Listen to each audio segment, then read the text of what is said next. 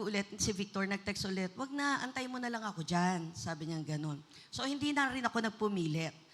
Tapos on the way home, nasundo na ako ni Victor, ang dami kong miss call, hindi ko napapansin, naka-silent yung phone ko. Tumatawag yung office mate ko na nagbumotor. Na-aksidente siya dito sa may Daang Hari, nag-slide yung motor niya. Halos nabalian siya yung ribs niya. Tapos, nadala niya naman yung sarili niya. Nadala siya sa ospital. So sabi ko, grabe, sobra yung pag-iingat sa akin ng Lord. Imagine niyo, isang text lang ni Victor na ate, kulimlim dito. Huwag ka nang, sunduin na lang kita. Kung sumabay ako, baka ako yung kasama sa aksidente. Imagine niyo yung time na yon talagang nagulat na lang din ako kasi talagang sasabay naman ako, nasasabay ako sa kanya pero hindi ako sumabay. Dito ko napatunayan na napakabuti talaga ng Diyos, napakahalaga nung Dial 939 na we're praying for each other, yung tayong mga members, di ba? So, talagang salamat sa Diyos dahil iningatan niya ako. Kung hindi, baka pinaglalamayan na ako ngayon or bali-bali yung katawan ko. Kasi nag-slide siya eh. Nag-slide yung motor niya. Halos maganda yung motor niya eh. Wala, sirang-sira yung motor niya. So talagang ganun kabuti ang Diyos sa mga anak niya na talagang kapag nagtiwala ka sa Kanya. At importante sa lahat yung nananalangin tayo, every time na umaalis tayo ng bahay, sobrang importante yun. At yung panalangin natin sa mga mahal natin sa buhay. So, nagpupuri ako, nagpapasalamat sa Lord kasi tunay na ang kabutihan niya, yung pag-iingat niya ay laging available at tayo ay isinasagip niya, isinasalba niya doon sa pwedeng aksidente na mangyari sa atin. So, napakabuti ng Lord. Another thing, I would like to thank also ang God. Last 2 weeks ago ay dinala ko yung sarili ko sa hospital because hindi bumababa yung BP ko. 190/100. Kahit nagkakata-press ako, sobrang taas pa rin ng BP ko. So nakita ng mga office mates ko na namumutla na ako, nahilo na ako. So dinala ko na yung sarili ko sa hospital. Pagdating sa hospital, syempre ginawa yung mga test, ganyan-ganyan. So, in other words, ay talagang kinakaya ko lang yung sarili ko na tumayo. Hindi talaga siya bumababa. Pinakamababa ko, it's 170/100. Kaya si Sister Len, pag nakikita niya dun sa my day ko, merong praying hands, ibig sabihin nun, I'm not feeling good, I'm not feeling well because of my BP issue. Natatakot kasi ako dahil, di ba, yung nanay ko namatay sa stroke, ate ko naka-stroke, basta yun yung family namin. But anyway, napakabuti pa rin ng Panginoon. Lumabas na yung result ng mga test ko, normal naman lahat, everything normal. Pero yung blood pressure ko ay bumaba pa lang hanggang 160. So 160 pa rin ako ngayon. So anytime naman naniniwala ako na magiging masasettle na yung aking BP. Kaya salamat sa Lord, ang pag-iingat niya, ang pagpapagaling niya, ang protection niya ay laging available. Especially, I will encourage everyone na mag-join tayo sa Dial 939 because it really helps. Siguro, that time ay maraming nanalangin at isa ko dun sa naligtas, isa ko dun sa napagaling, isa ko sa nahipo ng Lord dahil sa panalangin nating magkakapatiran. Maraming salamat at ang papuri ay para sa Lord. Amen. Praise God. Kaya, sige, laksan natin yung palakpak natin. Yan. Mas malakas pa yung patak ng ulan. Yan. God bless us all. So, it pays really when we pray and approach God's throne. Sige po, meron pa po ba? Bago tayo lumilag sa salita ng Lord. Okay, si Chris, please.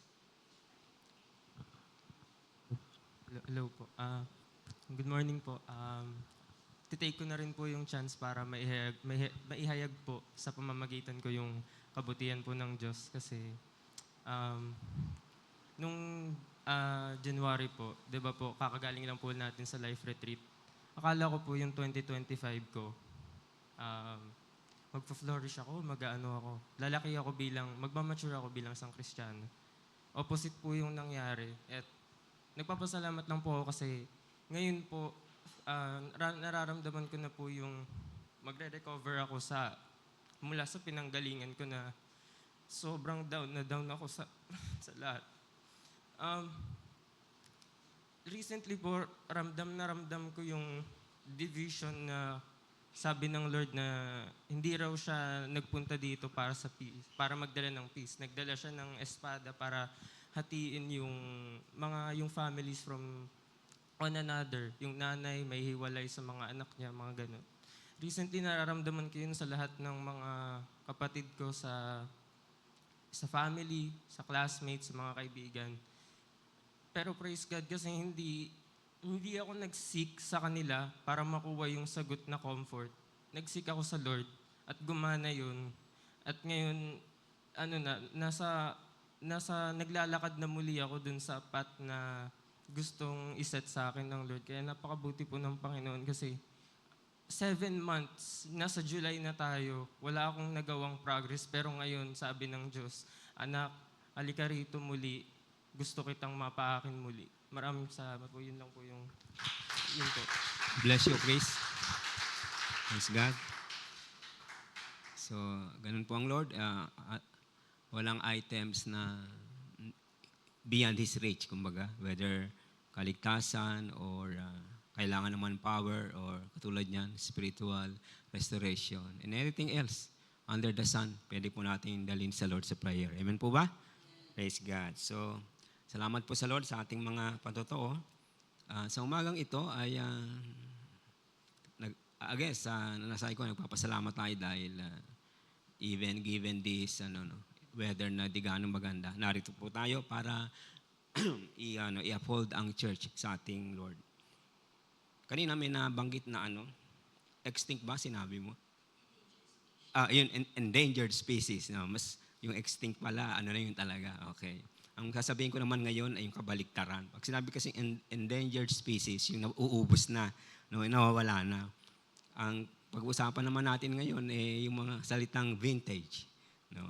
Ano ba yung salitang vintage? No? Pag sinabi pong vintage, at least ang definition po nun, at least 50 years old na yon, no? Na isang bagay. No? So pag ang isang bagay, halimbawa, ang cellphone nyo, inabot ng 50 years, no? Nakabili na kayo ng bago, pero nandyan lang, no? Tinabi nyo lang, vintage na. Ang tawag doon. Okay, vintage na. So, medyo na siya. Kung halimbawa, nag-work pa yon o halimbawa, may nag-collect ng mga lumang cellphones, pwede nyo ibenta yun ng mas mahal. Hindi na siya useful, pero alam niyo na, may mga ganon di ba? Pero yung mas mabigat, yung tinatawag na antique. Di ba? Pag sinabing antique, at least 100 years na siya nag-exist.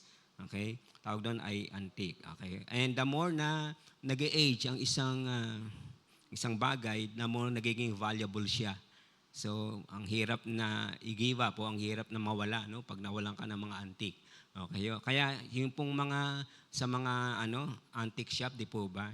Habang pag nagpunta kayo, bakit ang mamahal? Kasi po yung mga items doon, unang-una rare. Bihira na, no? Kasi nga, kumbaga, endangered na. Rare siya, bihira na siya makita. Pangalawa ho, matagal na siya, yung age niya, no? At ang isa pa doon ay yung saan ang source? Saan ang galing yon? Okay, halimbawa, nahuka nyo yan sa ilalim ng Dead Sea, no? Mahirap yun, no? Okay, kumbaga, ang source doon ay pambihira. Ang isang painting, kung halimbawa ako lang ang nag-drawing, baka 10 piso hindi pa mabili yun. Pero kapag ang nag-drawing, ang nagpinta noon ay isang artist talaga, isang painter na magaling, kahit na po napakatagal na, pag yun po ay binibenta sa mga art gallery, halimbawa yung nagbibid, ang mamahal po yun, inaabot ng milyon-milyon. Yung Starry Night, halimbawa, ni Vincent Van Gogh, yung kantang yon, yung Vincent, yung name ng author yon, doon kinuha yung ng composer, buhay po ni Vincent Van Gogh. Yung kanyang Starry Night ito, $1 million po in dollars ang halaga nun. Di ko alam kung may bumili na. So bakit siya ganun? Kasi nga po, antique ang tawag doon, matagal na. It is worth keeping, it is worth doing ang isang bagay, halimbawa. So yun po pag-usapan natin sa umagang ito, worth doing or worth keeping. Okay?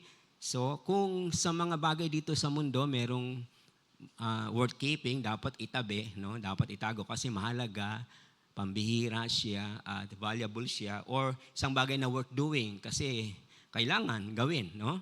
Dahil mahalaga sa buhay natin. Spiritually speaking, ganun din po. Meron tayong mga bagay-bagay sa church na ginagawa bilang mga Christians na it is worth doing and it is worth keeping. Of course, alam ko na yun ang tinutukoy ko ay yung pananalangin. So, para bigyan ng diin yan, tignan po natin yung Daniel chapter 6 at part lang po yung babasahin natin na verses sa Daniel chapter 6 at saan ba nakalagay dyan? Okay, wala pala. Sorry, JR. Ako pala. Sorry, kasalanan ko. It's my fault. Yan. Ba't bumalik doon? Okay. Sagit lang po. Palay ko, nabasa nyo na ito, no? At alam nyo na itong tatalakayin natin about prayer. Okay?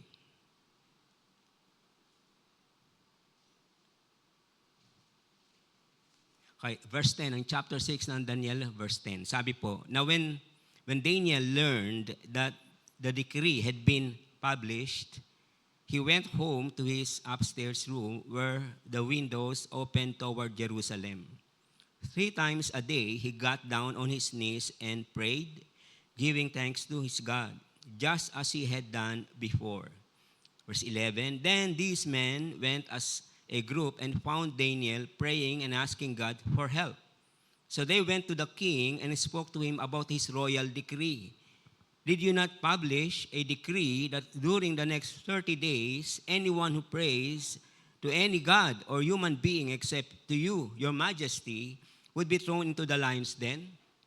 The king answered, the decree stands in accordance with the laws of the Medes and the Persians, which cannot be repealed. Verse 13, then they said to the king, Daniel, who is one of the exiles from Judah, pays no attention to you, your majesty, or to the decree you put in writing. He still prays 3 times a day. When the king heard this, he was greatly distressed.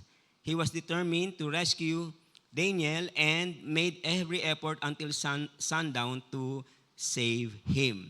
Eh, sino po nakabasa nito? Kung galing po tayo sa Sunday School, ito po ang isa sa mga una nating matututuhan.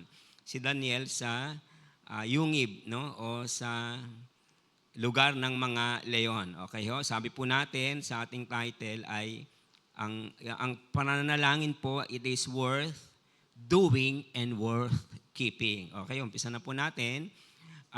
Maya-maya ho, abang nagdi-discuss ako, maintindihan natin yung background. No? So una po, ang prayer ay kailangang maging regular o normal part ng relasyon natin sa Diyos. No? Kailangan po yan. No? Kasi sabi sa verse 10, now when Daniel learned that the decree had been published, he went home to his upstairs room where the windows opened toward Jerusalem. 3 times a day, no? 3 times a day, he got down on his knees and prayed, giving thanks to God just as he had done before. No? So yung pong prayer ni Daniel, hindi siya knee-jerk reaction na kasi nga po, ba't ba nagkaganon? Kasi nag-issue ng decree, hindi naman yung hari ang nag-issue ng decree, no? Hindi naman si King Darius, kundi yung mga royal staff niya na inassign niya sa mataas na posisyon, no? 120 na governors, pero may 3 administrators. Ang naging problema po, ang pinili ng hari ay si Daniel na hindi nila kalahi. Ay, hindi na po ba natin? In effect, siya po yung second in command lalabas sa kaharian ng Medes and ng Persia. No? So mabigat yun. So medyo na-insecure maigi yung 3, yung ilan. No? At medyo, siyempre mas gusto nila, sila dapat pinili kasi parang kalahi sila. So ang ginawa nila, gumawa sila ng paraan. Sabi nila, hindi natin masilipan, mabutasan tong si Daniel. Saan natin siya pwedeng, mabudget siya sa hari. No? At kung gagawin natin? So naisipan nila, hindi, mahilig mag-pray yan. So ganito, gawin natin. Gumawa tayo ng proposal sa ating hari. Sabihin natin, sa 30 araw lang, 1 buwan, na walang mananalangin sa kanino mang Diyos, kundi sa iyo lang, hari. No? Siyempre. Tapos, ang hindi sumunod, within 30 days, papakainin natin sa leon, ihulog natin sa Den of Lions. Yun po ang isa sa mga normal na, na, na form ng execution noon. No, pinapakain sa mga beast. Siguro na-flatter naman si yung hari, medyo ba sikat ako noon no. So hindi niya na na may ibang plano yung kanyang mga ibang opisyal. So pinirmahan niya, no. Kaya po yung totoo po sa history, no, na kapag ang isang dokumento ay galing sa Persia o sa Mede, no, Medo-Persian Empire, yun po ay hindi po pwedeng mabali yon. No, laws of the Medes and the Persian, it cannot be overruled, it cannot be broken. No, batas yun. Kahit yung hari, wala na siyang magagawa. So pinirmahan niya. Hindi niya alam yun ay para lang kay Daniel, patama kay Daniel. At si Daniel, ang sabi po diyan nung nalaman niya, sabi po sa text, nung nalaman ni Daniel na napirma na yung decree at alam niya na, kasi yun no? Inannounce yun Inannounce yun sa buong kaharian. Kaya lahat po sumunod except si Daniel. So alam niya na yung penalty, alam niya na yung consequence, pero nanalangin pa rin siya 3 times a day, kagaya ng ginagawa niya. At doon po siya napahama. So, ito po si Daniel, sa kanya, ang panalangin po sa Diyos niya ay, it should be regular or normal. Kahit na may magsasuffer ng consequence na di maganda. Yun din po sinasabi ng ibang bagay ng salita ng Diyos. Sabi po sa awit 56:16, 17, "As for me, I will call upon God, and the Lord shall save me. Evening and morning and noon, and at noon I will pray and cry aloud, and He shall hear my voice." Sabi po dyan, evening, morning, and at noon. Ibig po sabihin, anytime doon sa period na yon, no, sabi ng psalmist, ako ay nananalangin with regularity, no? Naintindihan po ba natin? Normal po 'yon. Sabi po sa 1 Thessalonians 5:17, pray without ceasing. Ibig lang po sabihin nito, hindi magdamag nakalo, hindi po ibig lang sabihin po nito, yung consistency ng pananalangin, hindi lilipas ang isang araw na sabi ni Paul, dapat ang Kristiyano, tayo po ay nananalangin. So, lahat po ng mga activities, marami tayong activities na ginagawa na dapat regular, no, dapat normal. Pagligo, malamig ngayon tayo ba'y naligo, no? Okay. Ano pa, yung regular na ginagawa natin, na hindi dapat ipagpabukas, yan. Pagkain, kala ko gano'n, no? Pag-toothbrush, pagkain, di ba? Hindi pwedeng yan, once a week, no?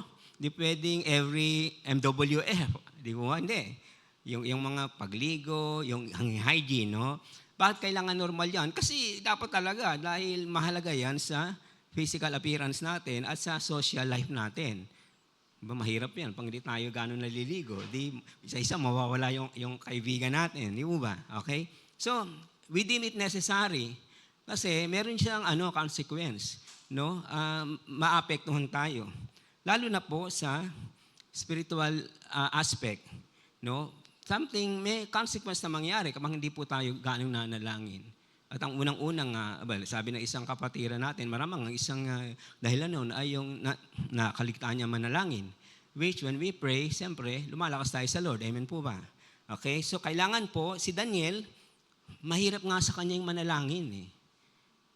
Kasi po, prestigious at demanding yung kaniyang trabaho. Well, since Babylonian Empire, ganun na siya. O nga pala, nakalimutan ko sabihin, by this time, siya po around nasa mid-80 na siya.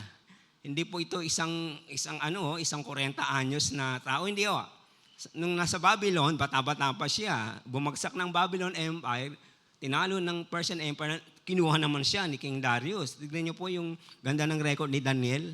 Kaya all his life, na 65, 70 years ng kaniyang pagiging administrator, siya po ay nasa pagan country, pagan nation. Ang impluensya po nun mabagsik, mahirap maging makayawi during that time. Amen po ba? Kasi ang culture, ang education, ang social life, pagan. Pero si Daniel, simula pa sa Babylon Empire, sa kanyang pagka-teenager, nung naging adult siya, naging senior citizen siya, senior citizen plus na siya, by this time, siya po ay patuloy na nanalangin. So, ang hirap noon. No? So, busyness really is not an excuse para hindi po tayo makapag-pray sa Lord. Tayo nga, di po ba? Tingnan ninyo. Bawa, nag-gather tayo rito sa harapan. Sino mag-volunteer mag-pray? May nagtatas baga ng kamay, wala. Pero lahat nagpa-pray. Lahat kayo. Anong prayer? Lord, sana hindi ako tawagin. Kaya ng friend, sana hindi ako tawagin. So pag tinawag yung iba, noon ba, sabi, oh Lord, salamat, hallelujah, hindi ako natawag. Bakit ganun tayo? Di po ba? Tama ba ako?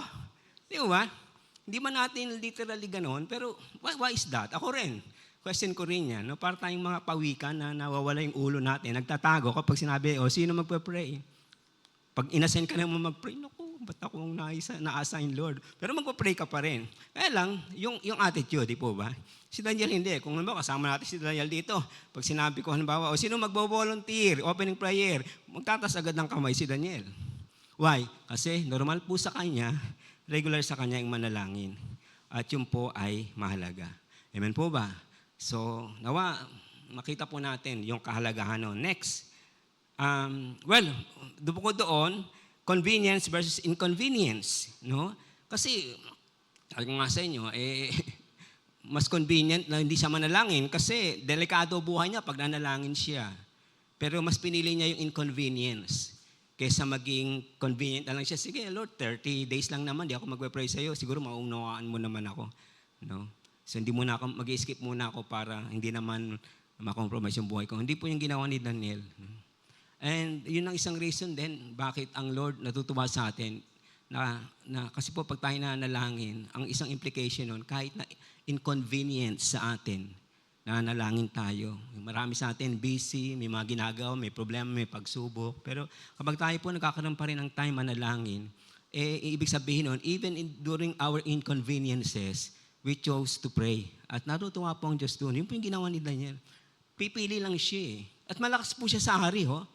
In fact, yun nga ang sabi, di ba? Hindi mo nakatulog yung hari kasi gusto niya mapakawalan si Daniel doon sa lions den. Kaya lang, kahit siya, wala siyang kapangyarihan na i-overrule yung pinirmahang decree.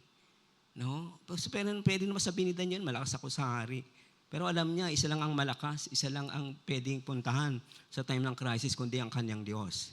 Amen po ba, mga kapatid? At yun po yung reason, pag tayo regularly nanalangin, normal sa atin ang panalangin, na yung faith natin, lumalakas yun. No? Tumitibay siya kasi lalo tayong nagtitiwala sa Panginoon.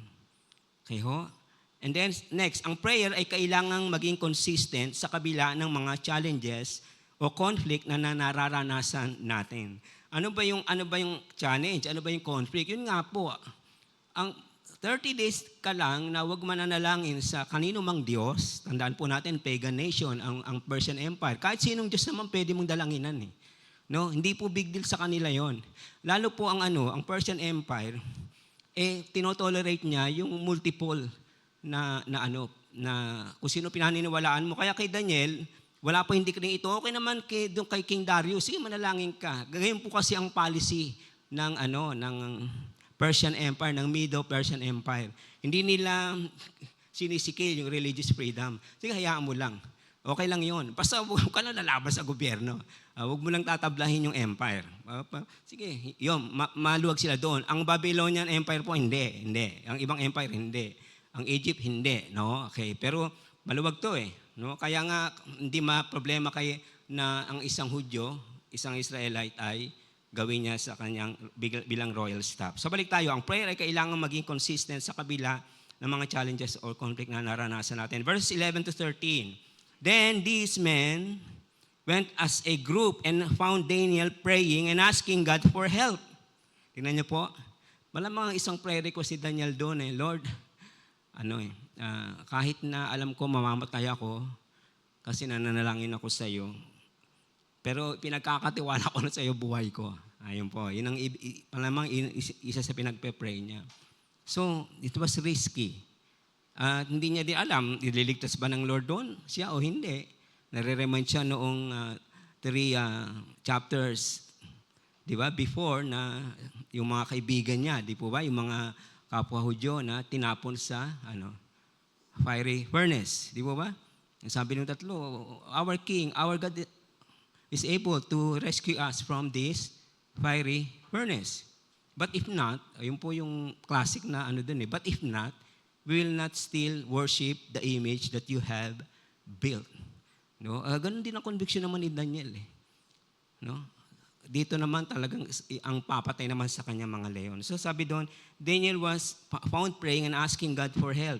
So they went to the king. Ito, mga marites to mga ito eh, no? Itong mga tropang to, marites na mga lalaki. So they went to the king and spoke to him about his royal decree that during the next 30 days, anyone who prays to any god or human being except to you, your majesty, will be thrown into the lion's den. The king answered, the decree stands in accordance with the law of the Medes and the Persians. No? Inulit. Kayo? Which cannot be repealed. Kaya kita niyo po, nung nahuli si Daniel, that's it. Wala na yon. Wala na siyang kawala doon. Then they said to the king, Daniel, who is one of the exiles from Judah, has paid no attention to you, your majesty, or to the decree you put in writing. He steals praise 3 times a day. He steals praise 3 times a day. Tingnan niyo po yung consistency. Hindi po yun hindi po yun nabagabag, hindi po yun na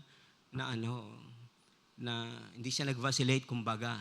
Hindi siya magpe-pray pa ba ako? O ibahin ko yung oras ng prayer ko. Pwede niya naman gawin yun kasi alam niya naman may magmamanman sa kanya eh. Alam niya naman sa kanya yung yung decree eh. Para lang sa kanya yun eh. Para sirain siya. Pwede po siyang gumawa ng paraan eh. Iibahin ko yung prayer time ko. Para pag ako ay inispaya nila, hindi nila malaman, nag-pray ako. Or, kagaya sinabi ko kanina, pwede naman siya mag-skip na lang muna for 30 days. Hindi niya po yung ginawa. So, nag-pray pa rin si Daniel kahit hindi maganda yung sitwasyon.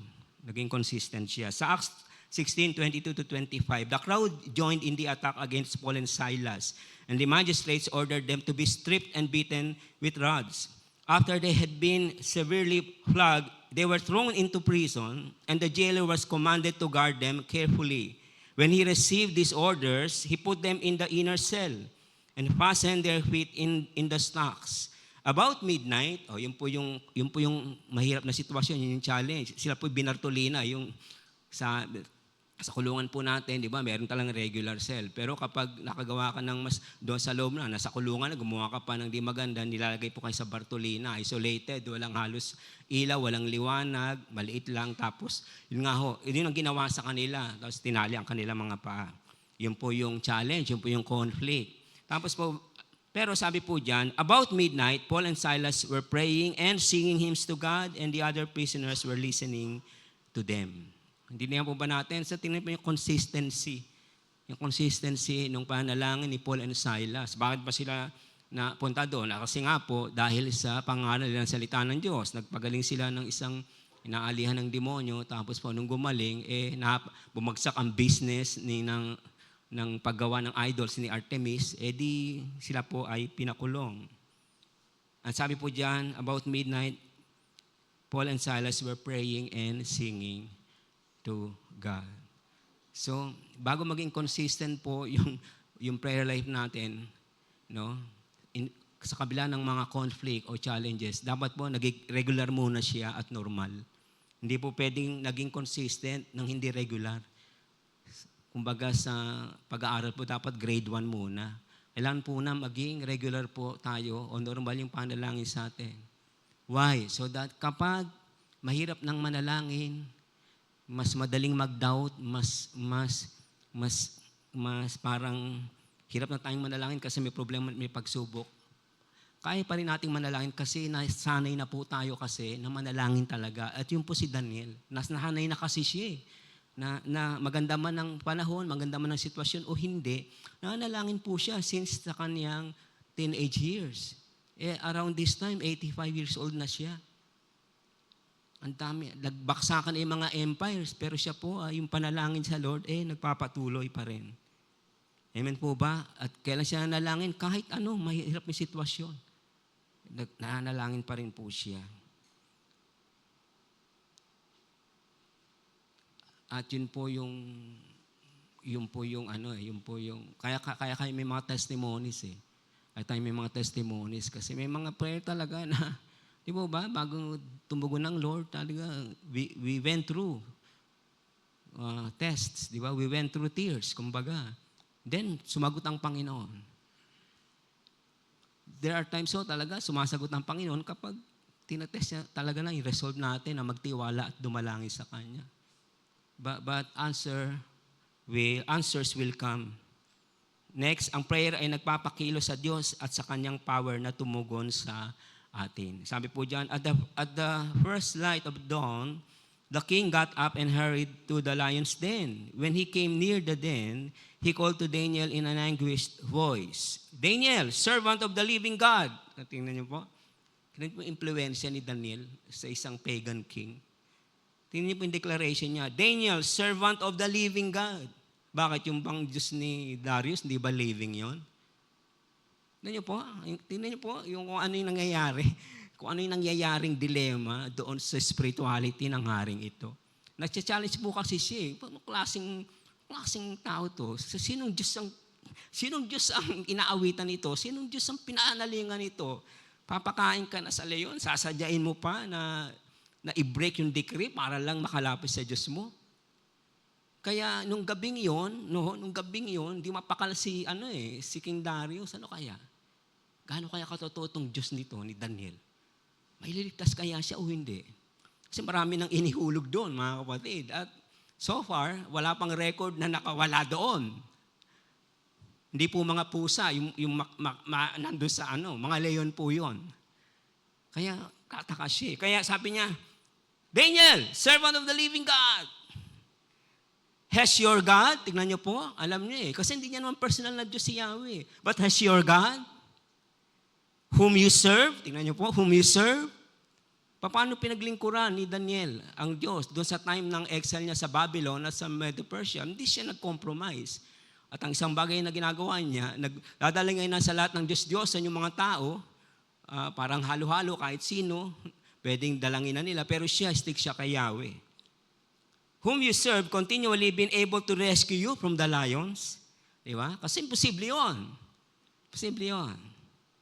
Daniel answered, May the king live forever. My God, tingnan niyo po, is your God? Sabi naman ni Daniel, my God. Tingnan niyo po yung transition, di po ba? Yun po yung maganda pag tayo po lumalapit sa Diyos. Ang kinin po natin, He is our personal God. Hindi po siya distant God. He is near, He is not far. He is just a prayer away from us. Yan po ba? Sabi niya, O King, my God, sent His angel, and He shut the mouths of the lions. They have not hurt me because I was found innocent in His sight, nor have I ever done any wrong before you, Your Majesty. Kita niyo po yung integrity ni Daniel, di po ba? Ang isang reason po, kaya malakas loob niya, humiling sa Diyos, manalangin kasi he saw to it na yung buhay niya ay maging maayos pa rin sa Diyos. Sa kabila ng napakahirap na impluensya ng pagan culture, first ng Babylon, then ng Medo-Persian Empire. So, kung tayo man po nasa mabigat na pagsubok, nasa problema, nasa spiritual battles tayo, tandaan po natin, the more na kailangan lumapit tayo sa Diyos kasi hinahanap ng Diyos yung consistency mula sa atin. Amen po ba? You have to be consistent. Gusto po ng Diyos yun. Why? Kasi po, sabi diyan, tutugon ang Panginoon. In His own time, He will answer us. Closing thought tayo, isa lang naman ito. We exalt and honor God when we pray. Tingnan niyo po ito. Verses 25 to 28. Asa na? Then King Darius wrote all to the nations and peoples of every language in all the earth. Yung pong sakupan ng empire niya. No? Kasama na yung bumagsak na Babylon, bumagsak na Egypt, lahat po yun. Kasi sila yung hari that time. Okay? Sabi niya, I issue decree that in every part of my kingdom, people must fear and reverence the God of Daniel. Tingnan niyo po ba? No? Bakit ganoon? Ba't nagkaroon siya ng shift, ng attention niya, o ng conviction niya? Sabi pa niya, For he is the living God, and he endures forever. His kingdom will not be destroyed. His dominion will never end. He rescues and saves. He performs signs and wonders in the heavens and on the earth. He has rescued Daniel from the power of the lion. So Daniel prospered during the reign of Darius. Yung mga Amerikano po, Darius, yun ang pronunciation nila. Tayo Pinoy na lang. King Darius and the reign of Cyrus the Persian. Nawala na si Darius na hari, ang pumalit na yung kasunod na hari. Si Daniel nandun pa rin. Tingnan mo, dalawang empires, ilang hari, pero hindi siya pinabayaan ng Diyos. Isang sekreto po ni Daniel, kasi po, yung word keeping, no, at title natin, at worth doing na something sa Diyos, ginagawa niya. At yun po yung pananalangin. Tingnan niyo po ito, no?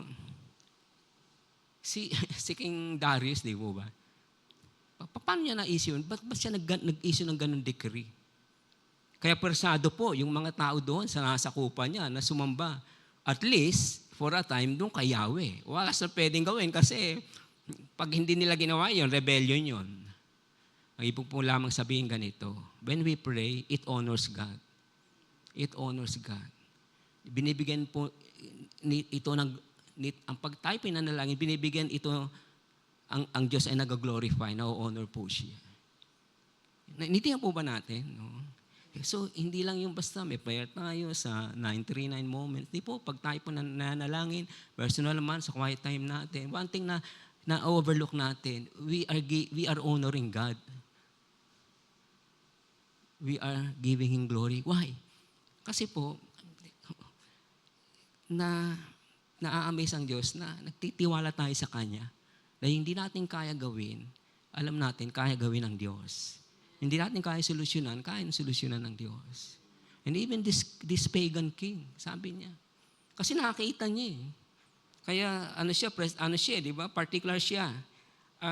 Sabi niya, he has rescued Daniel from the power of the lions. For the first time, nakakita niya up close and personal, paano kumilos yung buhay na Diyos ni Daniel. Hindi niya na pwedeng pasubalian yun. Hindi po nagbabago ang Diyos natin. Amen po. Nagbaksakan na lahat ng empire na yan. Yung Diyos na gumawa ng langit at lupa, nananatili pa rin hanggang ngayon. I am the Alpha and Omega, the beginning and the end, the first and the last. Heaven and earth will pass away, but my words will not pass away, and even me, myself, I will endure forever. Kaya pag tayo po nanalangin, meron mo laging sumasalong Diyos na buhay, makapangyarihan at tapat para tugunin ang prayer natin. So sa umagang ito, as we pray, mga kapatid, meron po tayong mga kabigatan, dinadala sa puso natin. Seemingly, parang imposible na, nasa dead end na tayo, nasa yungib na tayo, wala na. There's no way out, kumbaga. Dalhin po natin sa Lord. Kasi He is able. And we never know anong pwedeng gawin ng Diyos. In an instant, pwede niyang i-turn around ng sitwasyon. Gabi, si Daniel hinulog. 12 oras yung lumipas at doon nabaliktad yung sitwasyon. Siya po ay iniligtas, yung mga nag-conspire sa kanya against him ay inihulog. No? God can turn around our situation kapag inilalapit po natin sa Kanya. And when He do that, siya po ay na-honor at nag-glorify. Amen po? So tayo po tayong lahat, awitin lang po natin ito bago tayo manalangin. Papaliwanag po sa atin ni JR mamaya, paano po tayo mag-pray. Ito po ay hindi naman sa context ni Daniel, pero sa context ito ni Asaph, na nahirapan din, na isang bagay na mahirap para sa kanya gawin ay yung magtiwala, manalangin sa Lord dahil po feeling niya pinabayaan siya ng Diyos. Dahil nga po, sa yung mga prosperous na pagan, na yumayaman, walang sakit, walang karamdaman, walang kabigatan, pero siya na nagtitiwala, naglilingkod sa Diyos, kung ano nangyari sa buhay niya. Amen po ba? Praise God. Lord, as we sing this song, touch our hearts. And as we pray, mamaya po, inspire us and give us faith to believe that you are able to move in the circumstances of our life, like that of Daniel. In Jesus' name we pray. Amen.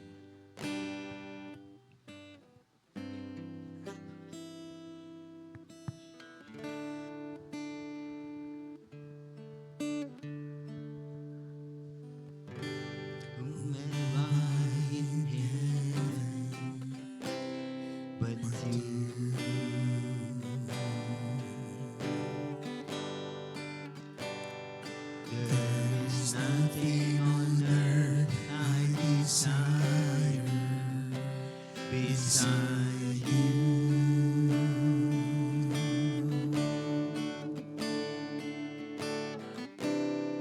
My heart and my strength, many times they fail, but there is one truth that always will prevail. God is the strength of my heart. God is the strength of my heart. God is the strength of my heart and my portion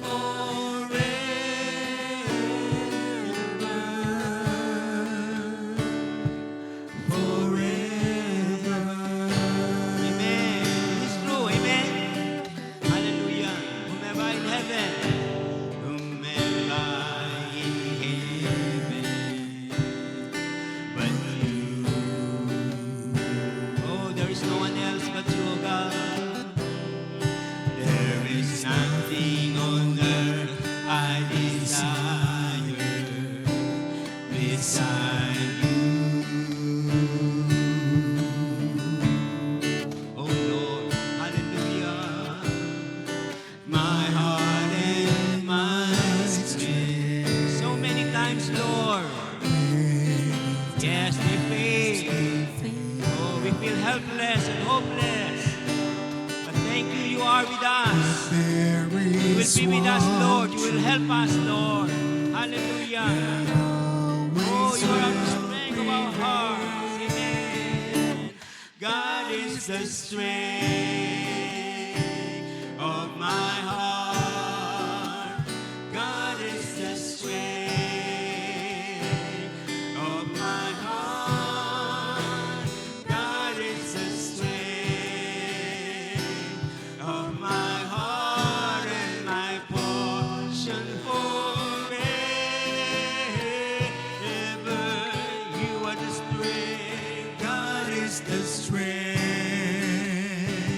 of my heart. You alone, O Lord. God is the strength Hallelujah. of my Oh, we bless you, Lord. heart. God We is praise the your name strength for our strength, our of my portion. heart and my Hallelujah. portion. Oh, yes, sing this again. He's the strength.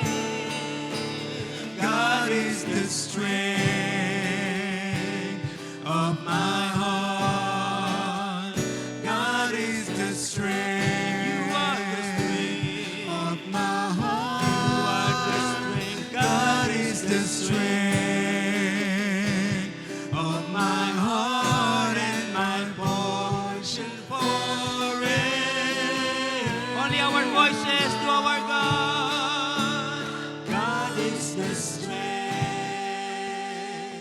of my heart. God is the strength of my heart. God is the strength of my heart and my portion forever. For the last time. God is the strength of my heart. God is the strength of my heart. God is the strength of my heart and my portion forever.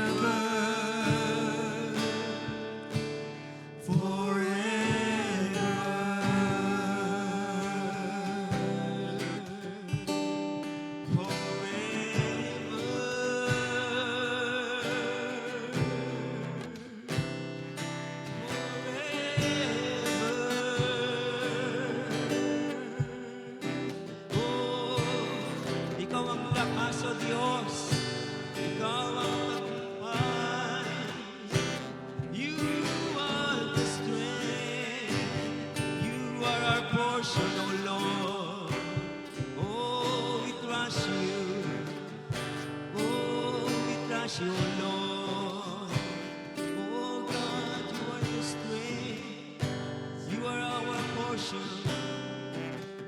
You are our victory, oh Lord.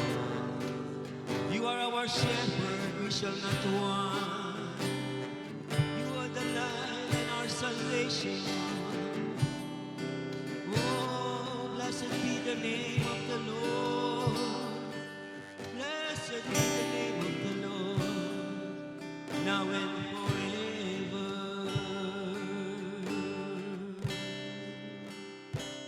Now and forever. Now and forever. Amen, Lord. Hallelujah. Lord, salamat po sa buhay ni Daniel, Panginoon.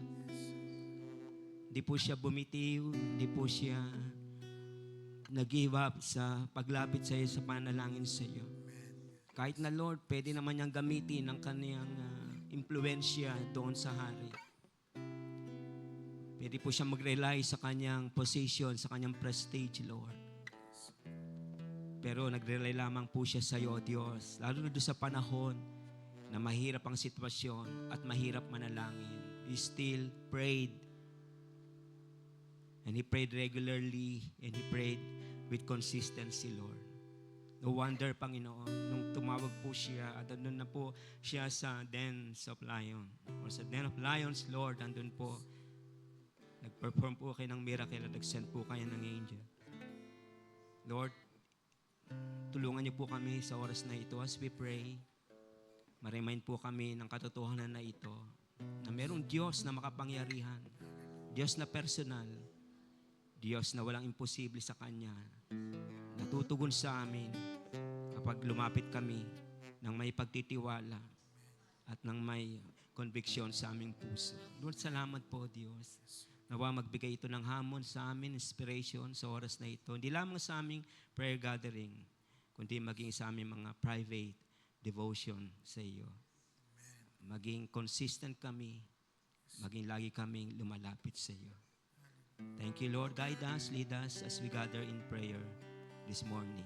The honor, the praise, the glory we bring back to you. In the name of Jesus, we pray all these things and all of us will say, Amen. Praise God. Sige po, palakpakan po natin ang Panginoon. Praise God. Thank you, worship team. Narito po si JR para ipaliwanag po sa atin yung ating manner of praying. Ayan, good morning po ulit. Bilang po yung mga babae ng 1, 2, 1, 2, tapos po ganun din po sa mga lalaki. Pam? 2. 2, 1. Okay, boys. 2, 1, 2, 1, 2, 1, 2, 1. Magsama-sama po lahat ng 1 na girls, 1 na boys, 2 na girls, 2 na boys. Okay po? Ito po yung prayer items natin. Prayer po for the protection po nung effect po ng Typhoon Krising. Healing po and provision para po sa mga members. SWCC workers po, yung leadership din po ng SWCC, tsaka po yung Sunday activities po natin para po bukas. Tapos, sama na lang po sa grupo yung mga personal prayer requests po natin. And go po, grupo na po tayo.